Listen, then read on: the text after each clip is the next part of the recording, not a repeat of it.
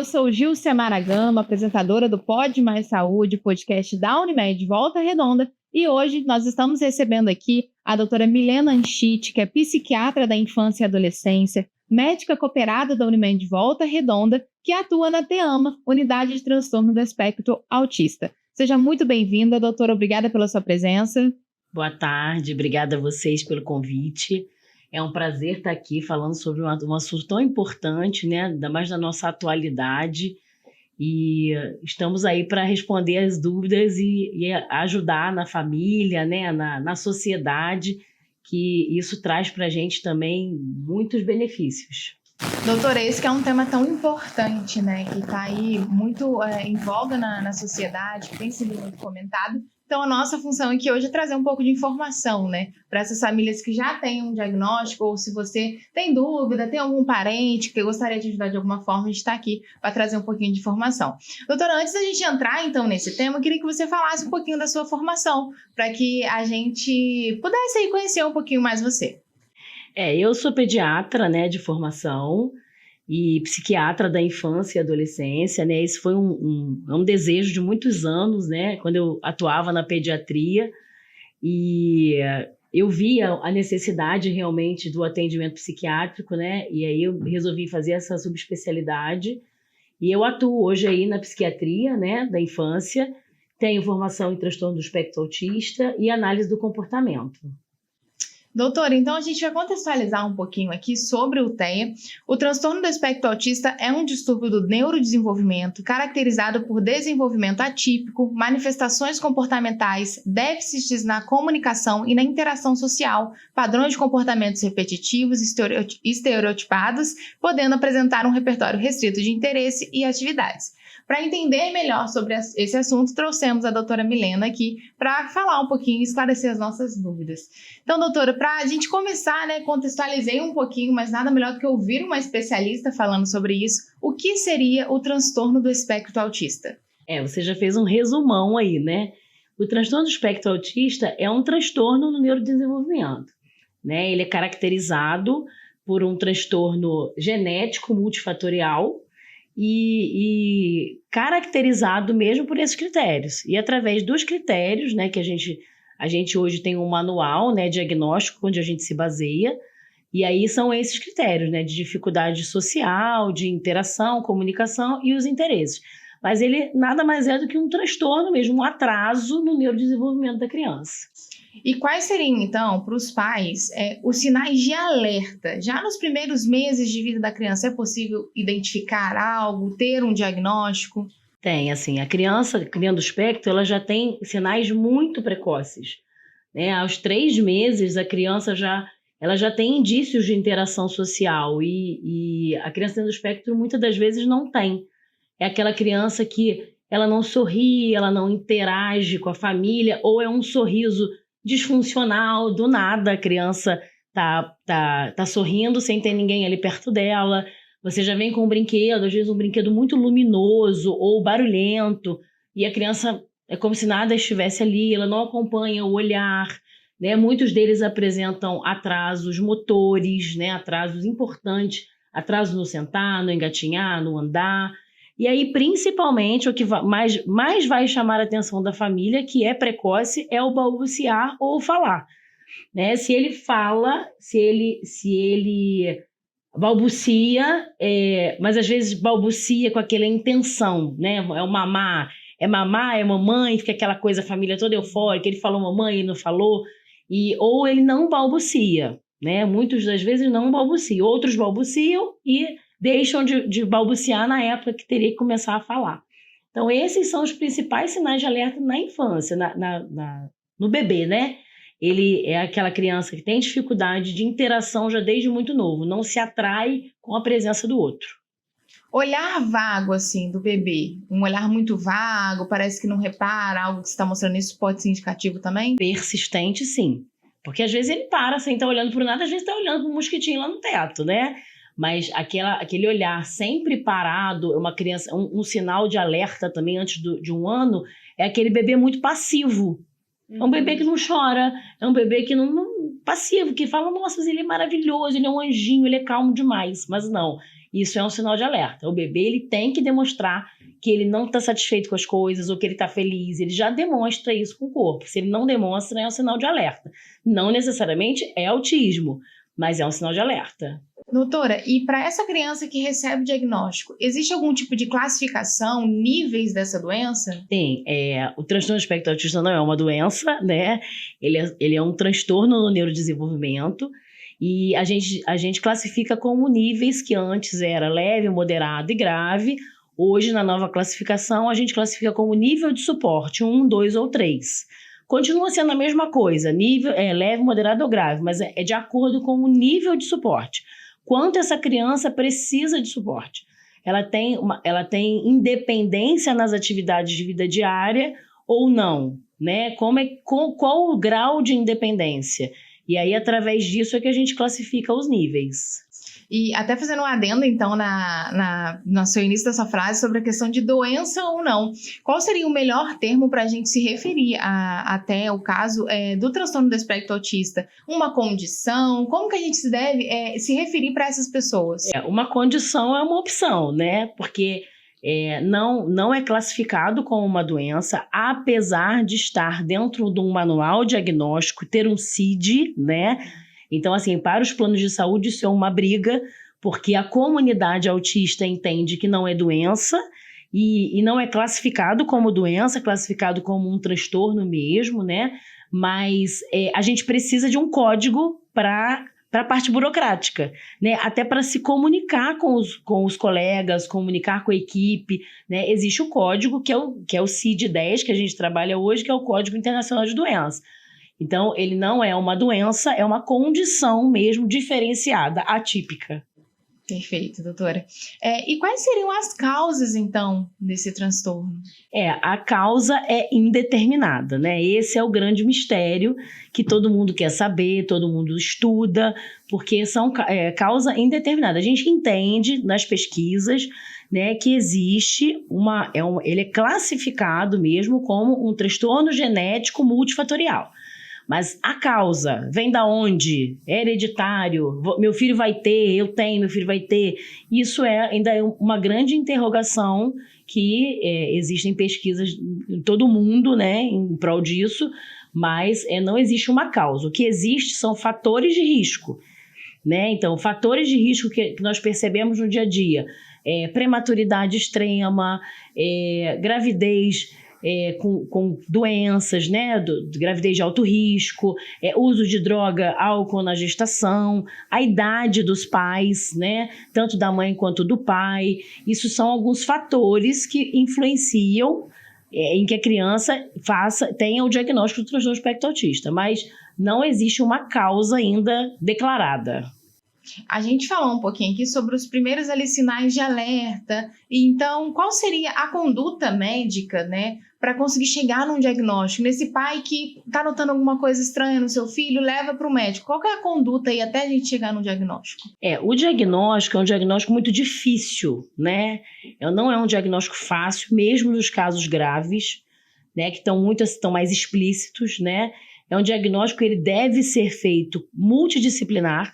Não deve ser um diagnóstico feito apenas pelo médico, né? Essa criança deve ser avaliada em alguns ambientes, família, escola, sociedade e a equipe multidisciplinar. De preferência, uma equipe completa, porque cada personagem dessa equipe, ela é responsável por uma habilidade.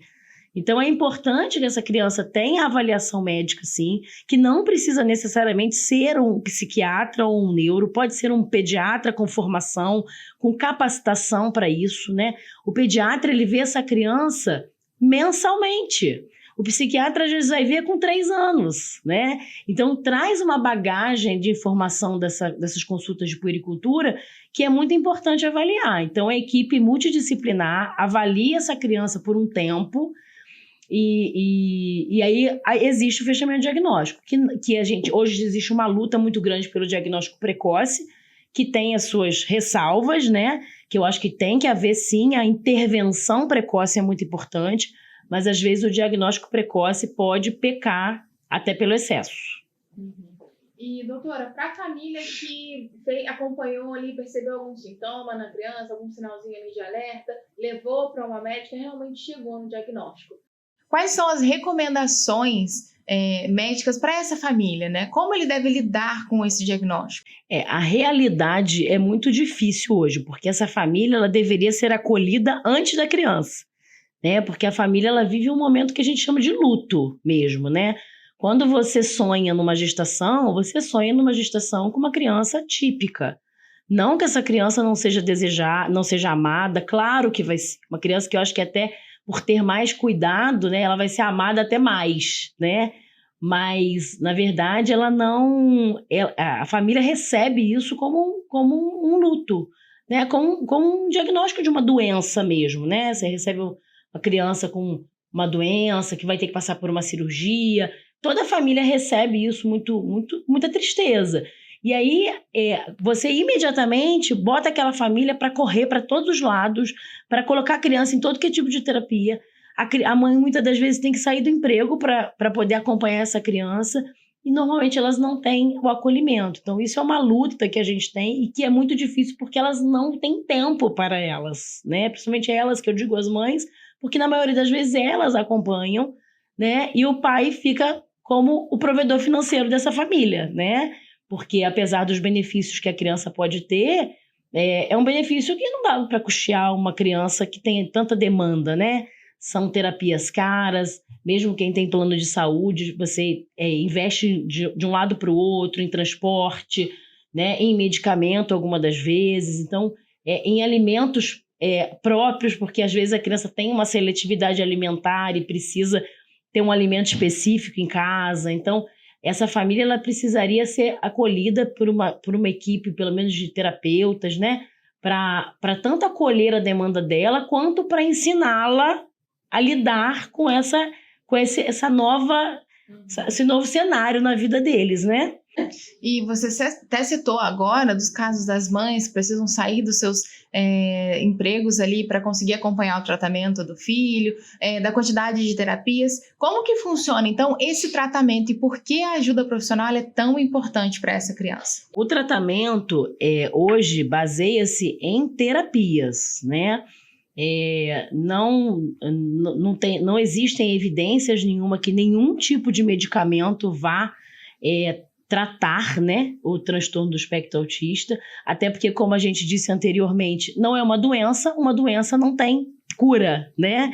Então a gente não tem medicamento. Então, a estratégia terapêutica, né, são terapias multidisciplinares de intensidade variadas, tá? É muito importante ressaltar isso, que não é uma receita de bolo. Ele tem nível 1 de suporte, ele faz tantas horas de terapia. Ele tem nível 2 de suporte, ele faz tantas horas de terapia. Não.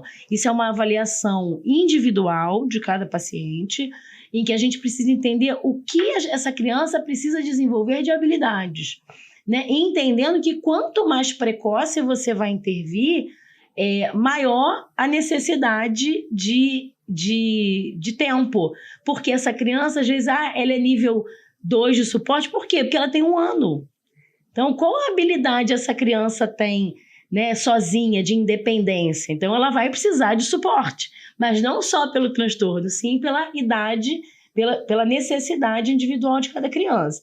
Então, são terapias, não existe uma terapia, tem que ser essa ou tem que ser aquela, é a terapia que é possível, né? Lógico que a intervenção em aba que temos evidências científicas, né? Então, a evidência científica nos direciona para a terapia aba, mas as terapias convencionais têm um grande papel também nessa intervenção. E, às vezes, é necessário até a associação das duas, né? Da terapia convencional com fono, psicólogo, terapeuta ocupacional, fisioterapeuta, profissional de educação física, psicopedagoga, musicoterapia, né? Como a música é importante para a criança no primeiro momento, precocemente. Muitos autistas não falam, mas cantam. Então, assim, é uma maneira de interação que a gente ganha muito com isso. Então, a equipe completa é o sonho, né? É o que todo mundo deveria ter. E, além disso, ainda tem as terapias à parte, que é a ecoterapia, a arte-terapia. a atividade física, né, isolada, e a convivência. Então, o que tem de melhor de terapia é incluir essa criança na sociedade, de qualquer jeito, do jeito que a mãe consegue, né? Consigo levar na pracinha? Não consegui matricular na escola ainda, mas consigo levar na pracinha na hora que tem criança? Vou levar e vou tentar fazer uma interação. Então, a melhor terapia é a que a gente consegue fazer no momento e através disso vão abrindo portas para você realmente chegar num projeto terapêutico ideal para a sua criança. Doutora, a gente está falando muito das crianças, né? Uma dúvida, é possível receber o diagnóstico do autismo já sendo adulto? Sim, a gente fala muito de criança, né? Primeiro porque eu sou pediatra, né? Minha especialização é infantil, mas essas crianças crescem, né? E muitas crianças têm aí até uma história familiar e nem sabem, né? Porque quando você pergunta lá na anamnese, tem alguém na família? Não.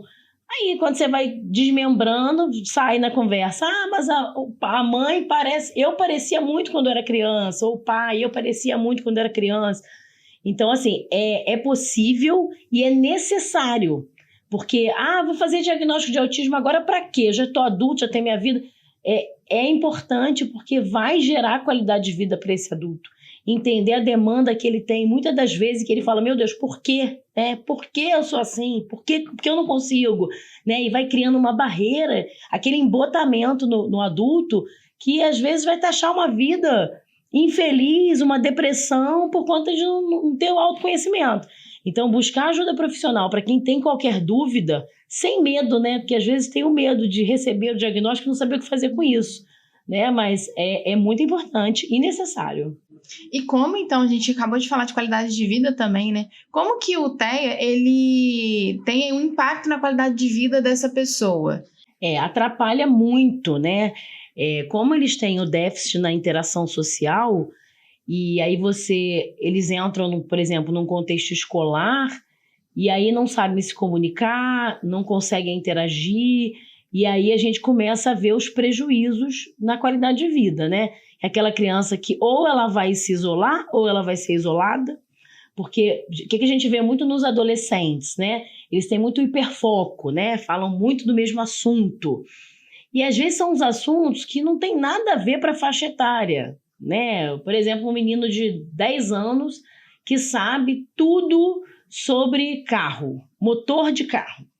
Uhum. E aí aquele assunto não é interessante para os meninos que estão naquela mesma faixa etária. Eles até escutam, acho até que às vezes é o máximo, que o cara sabe muito, é muito inteligente, mas fica chato toda hora aquele mesmo assunto. E aí vai causando prejuízo. O que vai acontecer? Essa criança vai ser excluída. E essa criança vai sofrer bullying, esse adolescente vai sofrer muito bullying na escola, principalmente se ele não tiver diagnóstico. Se ele tiver diagnóstico, parece que respeita um pouco mais, né? Mas enquanto não tem, causa-se muito prejuízo. Então, o prejuízo na qualidade de vida, ela vem principalmente porque a criança sofre esse prejuízo social e principalmente nas questões sensoriais. Crianças que têm problema com alimentação, às vezes deixam de ir em festas porque não comem nada, problemas com som, né? Não vão em lugares muito cheios. Então, a criança vai ficando cada vez mais isolada e o adolescente mais ainda. E o adulto nem se fala, mas o adulto já acostumou. Então, ele já causou ele já fez aquele desenho da vida dele e ele vai viver assim. Vai ter... Acho que é uma questão da personalidade dele. Eu sou assim. E aí, construir uma família, porque a pessoa vai conhecer, o cônjuge vai conhecê-lo, vai ver que é assim, vai gostar assim mesmo, então já constrói uma família que é mais ou menos do mesmo ritmo.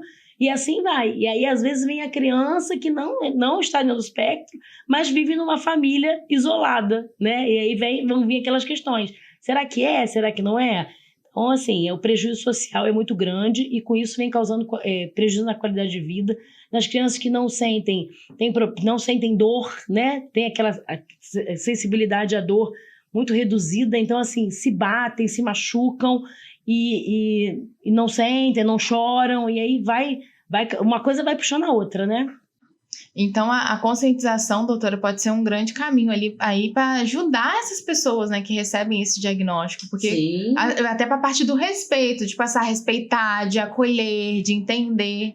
Sim, o que eu digo sempre quando faz um diagnóstico, em primeiro lugar, precisa levar isso para a família A família precisa entender que essa criança tem uma condição diferente para a escola. Então, essa coisa de, não vou falar nada para ninguém, só causa prejuízo à criança. Se a mãe não quiser andar com cordão na rua, porque não quer estigmatizar aquela criança, ok, ótimo. Mas os ambientes em que essa pessoa passa precisam ter consciência de que essa criança tem uma condição atípica. Porque se não tiver, o prejuízo é muito grande mesmo. Doutora, ultimamente esse tema do autismo ele está entrando muito mais, né, à tona. As pessoas estão falando mais sobre conscientização, falando mais sobre sintomas, como ver sinais de alerta. Por que agora está tendo esse movimento maior? Porque parece, até algumas pessoas estão falando, nossa, agora mais pessoas são diagnosticadas. É isso mesmo ou não? Um processo de conscientização? Eu acho que a conscientização leva ao diagnóstico, né? Na verdade, a mudança dos critérios terapêuticos, né, na última revisão dos critérios diagnósticos, né, onde se englobou muita coisa ali que não era tida como autismo, né, que entrou ali no transtorno, né, de espectro autista, ampliou muito essa estratégia diagnóstica. E aparecer essa quantidade maior de crianças, de adolescentes, de adultos, eu acho que ajudou também os profissionais a se capacitarem, né? Então, a capacitação profissional e a mudança dos critérios diagnósticos fez aparecer mais autistas. Então, não é que estão surgindo mais autistas, né? Pelo menos o que tem de pesquisa hoje, né, cientificamente comprovado, não é que tem nada acontecendo que está fazendo com que nasçam mais autistas. Na verdade, eles estão sendo mais diagnosticados e mais precocemente diagnosticados, né? Então, isso faz surgir aí um boom, né? Tanto que hoje a gente tem aí 1 a cada 36 crianças, né, até 8 anos de idade são diagnosticadas no mundo, né, com o transtorno de espectro autista. Então, a melhoria dos critérios diagnósticos e a capacitação profissional é que é responsável por isso. Doutora, a gente até citou agora recentemente sobre a qualidade de vida, como que isso impacta a vida desse paciente, né? A gente falou muito das questões sociais. Para essa família que recebeu o diagnóstico e a criança está ali se desenvolvendo, o medo do futuro, o medo de, será que meu filho vai fazer uma faculdade? Será que meu filho vai conseguir casar? Vai conseguir ter filhos? Como que o médico lida com essa questão da família e esse medo deles? Isso é muito difícil para a gente, porque a gente não pode dar essa resposta, né? Então, assim, vamos dizer, uma fatia muito grande desse público, né, que vem atrás de terapia, você escuta isso todo dia. Qual é sua maior insegurança? Qual é o seu maior medo? O que você busca no tratamento? A família diz que ele fale, que ele tem independência, né? Então, a gente trabalha em cima disso. A gente trabalha em reduzir nível de suporte. Porém, existem as comorbidades. Então, a criança, às vezes, tem comorbidades que não vão condizer com melhoria de nível de suporte. Então, por mais intervenção, por mais atendimento, por mais medicação que se use, a gente vai manter aquele nível ali. Então, a gente trabalha em cima disso, de melhorar a qualidade de vida e de dar autonomia a esse paciente. Mas é uma resposta que a gente não tem para dar. Então, avaliações mesmo, e eu acho que o principal é a família ter confiança no seu médico, no seu terapeuta. Porque quando você cria um vínculo e confia no que está acontecendo, você dá essa oportunidade do profissional estar dizendo para você, vamos avaliar daqui 3 meses novamente, vamos avaliar daqui 6 meses. Mas ele vai falar, não sei, estamos trabalhando uma comunicação alternativa, estamos trabalhando uma melhoria na comunicação gestual dessa criança, desse paciente, mas eu não posso dizer. Então, assim, é uma insegurança e uma incerteza para a família e para o médico, que a gente não tem um exame, um teste que faça que vai dizer, não, olha, daqui 1 ano, se fizer tudo direitinho, vai dar tudo certo. Tanto que são pacientes que dificilmente têm alta, né? A gente consegue diminuir, às vezes, a intervenção, diminuir o número de profissionais envolvidos, mas a alta é a muito, muito longo prazo. Doutora, nós recebemos também algumas perguntas vindas da nossa rede social, e uma aqui que tá mito ou verdade, né? O cromossomo masculino é o que carrega o autismo? A gente tem essa questão fatorial, multifatorial genética. Tem alguns estudos que caracterizam, sim, uma questão paterna, mas não tem comprovação que é exclusivamente do pai, né? Como eu disse lá, é multifatorial. É genético, mas é multifatorial. Outra pergunta que chegou aqui pra gente é: o autismo é hereditário? Não, é a mesma coisa que a gente acabou de dizer agora, né? Ele pode ter, sim, a função hereditária. Tem uma chance grande das crianças de uma gestação, de uma mãe que já teve um bebê autista ter outro, mas não necessariamente vai ser. Então não dá para dizer 100% que vai ter, mas tem um fator hereditário, sim. Então, assim, eu tenho um primo autista, eu tenho um sobrinho autista, isso pode ser um fator de alerta? É um fator de alerta, mas como a gente não sabe de onde vem, qual vai ser a hereditariedade, né? Porque pode ser lá um avô, né? O avô da mãe, talvez fosse autista, né? E aí a genética, às vezes, do sobrinho não é da irmã da mãe, é da irmã do pai. Então, assim, não tem como comprovar. Por mais que esteja muito evoluída a ciência em relação a isso, fazer um teste, comprovar o que vai ser e o que não vai ser, ainda não chegamos nesse nível. E para finalizar o nosso bate-papo aqui, mais uma pergunta que a gente recebeu pelo nosso Instagram: tem algo que possa ser feito na gestação para minimizar o risco? Como a gente conversou no começo dos fatores de risco, né, a gente tendo uma gestação com um bom acompanhamento pré-natal, né, uma gestação tranquila, sem uso de drogas, né, sem o estresse excessivo, controlando níveis de pressão e diabetes se a mãe já tiver doença prévia, né, acompanhando com um bom pré-natal e tendo uma qualidade de vida nessa gestação, diminui um pouco o risco, porque dos fatores de risco seria uma gravidez de alto risco, que é a prematuridade. Mas, assim, uma coisa específica, vamos tomar vitamina D para o meu menino não nascer autista. Não tem como fazer isso. Então, gente, aqui a gente está finalizando o nosso bate-papo de hoje. Mais um episódio aí de levando muita informação para você. Mais um episódio do Pode Mais Saúde, que é o nosso podcast de levar informações relevantes, importantes sobre saúde para as pessoas. Doutora, muito obrigada em nome da Unimed por ter aceitado o nosso convite, por estar aqui com a gente hoje. Destaco que o podcast ele fica salvo no YouTube da Unimed Volta Redonda e no Spotify da Unimed Volta Redonda. Você pode entrar lá, que você tem como ver, rever, compartilhar com seus amigos, compartilhar com alguém que está com dúvida sobre o TEA. Doutora, mais uma vez, muito obrigada. Então, para vocês, até o nosso próximo episódio.